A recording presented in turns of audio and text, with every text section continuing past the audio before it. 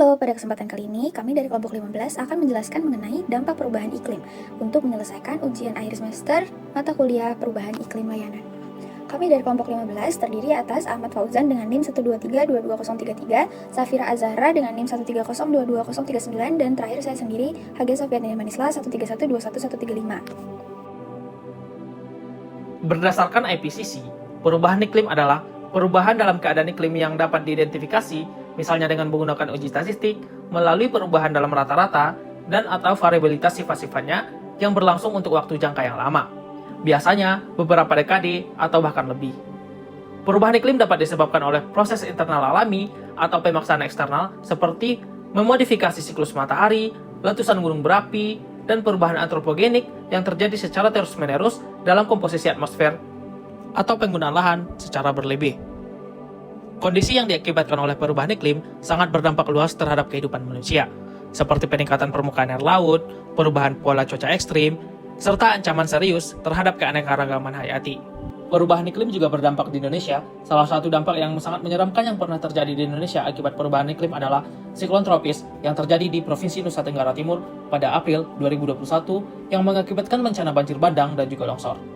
Menurut data Badan Nasional Penanggulangan Bencana atau BNPB, siklon tropis Seroja kala itu menyebabkan lebih dari 84.000 jiwa, kehilangan tempat tinggal, 182 orang tewas, dan 47 lainnya dinyatakan hilang. Tentunya perubahan iklim merupakan masalah yang serius yang harus segera diselesaikan oleh kita semua karena perubahan iklim memiliki dampak yang nyata bagi kehidupan. Adapun tujuan kami yaitu memberikan pemahaman apa saja dampak dari perubahan iklim. Apa saja sih dampak perubahan iklim yang kami angkat? Nah, kali ini kami mengangkat beberapa dampak perubahan iklim, yaitu cuaca ekstrim, dampak ekonomi, kerusakan keanekaragaman hayati, tantangan kesehatan, kenaikan air laut, dan juga tantangan geopolitik. Cuaca ekstrim. Cuaca ekstrim merupakan fenomena alam yang ditandai oleh kondisi curah hujan, arah dan kecepatan angin, suhu udara, kelembaban udara, dan jarak pandang yang dapat mengakibatkan kerugian terutama keselamatan jiwa dan juga harta. Nah, berikut beberapa contoh cuaca ekstrim. Pada tahun 2021, kebakaran Dixie di California membakar lahan seluas 390.000 hektar dan memecahkan rekor kebakaran paling luas. Kemudian ada lagi gelombang panas ekstrim yang terjadi pada tahun 2003 dan 2010 menyebabkan 80% kematian terkait cuaca di Eropa pada periode 1970 sampai 2019. Ekonomi. Perubahan iklim juga berdampak terhadap kegiatan ekonomi, yang salah satunya yaitu sektor perikanan, yang dimana perubahan ketinggian air laut akibat perubahan iklim mengakibatkan adanya perubahan habitat ikan, kerusakan terumbu karang, serta intrusi air asin. Infrastruktur untuk perikanan juga dapat mengalami kerusakan.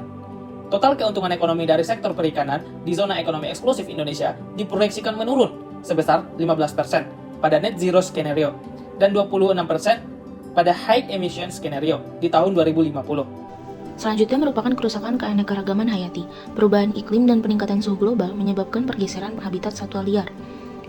Suhu global yang semakin tinggi menyebabkan habitat yang ditempati oleh satwa liar menjadi terlalu panas untuk ditinggali, sehingga satwa liar terpaksa berpindah ke tempat yang lebih dingin. Selain itu, perubahan iklim juga menyebabkan perubahan pola musim. Beberapa spesies tidak dapat beradaptasi dengan cepat terhadap perubahan tersebut sehingga menyebabkan ketidakseimbangan ekosistem. Menurut laporan WWF Living Planet Report 2022, populasi satwa liar global menurun rata-rata 69% sejak tahun 1970 seperti yang tertera pada grafik di layar. Selain itu, tantangan kesehatan juga muncul akibat perubahan iklim.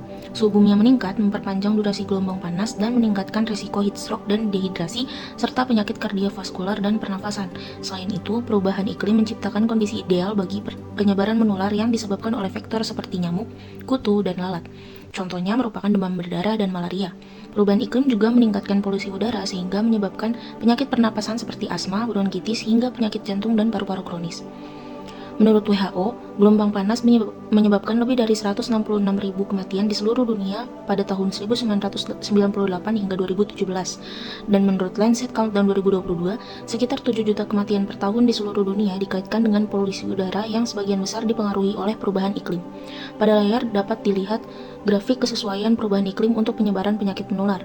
Dapat dilihat setiap tahunnya, kesesuaian perubahan iklim di global meningkat seiring bertambahnya tahun, yang mana menjadi ancaman besar bagi kesehatan umat manusia. Kali ini saya akan menjelaskan mengenai kenaikan air laut. Seperti yang terlihat pada slide ini, kenaikan air laut adalah salah satu dampak langsung dari perubahan iklim yang signifikan. Data menunjukkan bahwa dalam 10 tahun terakhir rata-rata kenaikan permukaan laut global mencapai 3,6 mm per tahun. Angka ini tampaknya kecil, namun jika diakumulasikan secara global dampaknya akan sangat besar. Grafik di bawah ini menunjukkan peningkatan ketinggian air laut sejak tahun 1880 dan terlihat bahwa tren kenaikan menjadi jauh lebih drastis sejak tahun 1970 berdepatan dengan peningkatan pemanasan global yang dipicu oleh aktivitas manusia seperti emisi gas rumah kaca dan juga deforestasi. Sejak tahun 1902, permukaan air laut telah naik sebanyak 16 cm. Dampaknya sudah mulai terlihat seperti pada gambar di sebelah kiri yang menunjukkan banjir pesisir di daerah Surfside, Texas.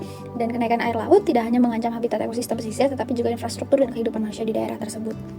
Dampak sosial negatif yang timbul akibat perubahan iklim salah satunya adalah kondisi geopolitik dunia yang mengalami tantangan. Pada slide ini terdapat 4 contoh. Yang pertama adalah Asia Selatan yang mengalami kekurangan air akibat kekeringan. India dan Pakistan telah lama berselisih tegang mengenai kepemilikan sungai Indus. Pada 1960 telah dibentuk perjanjian Indus yang membagi hak atas aliran sungai yang adil. Namun, aliran air yang semakin tidak menentu akibat perubahan iklim memungkinkan ketegangan ini kian memburuk. Yang kedua adalah dari Timur Tengah yang mengalami ancaman keamanan pangan dan konflik.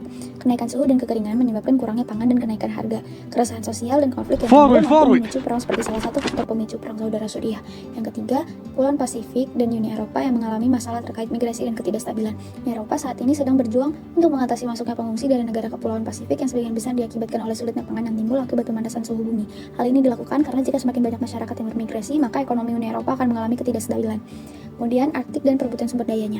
Pencairan es di Arktik membuka akses sumber daya alam yang sebelumnya tidak terjangkau karena berada di bawah lapisan esnya seperti minyak dan gas. Hal ini memicu Rusia, Amerika Serikat, Kanada, dan Norwegia yang terletak berbatasan dengan Arktik untuk mengklaim wilayah dan sumber daya tersebut. Sekian dari kelompok kami, mohon maaf apabila ada kesalahan.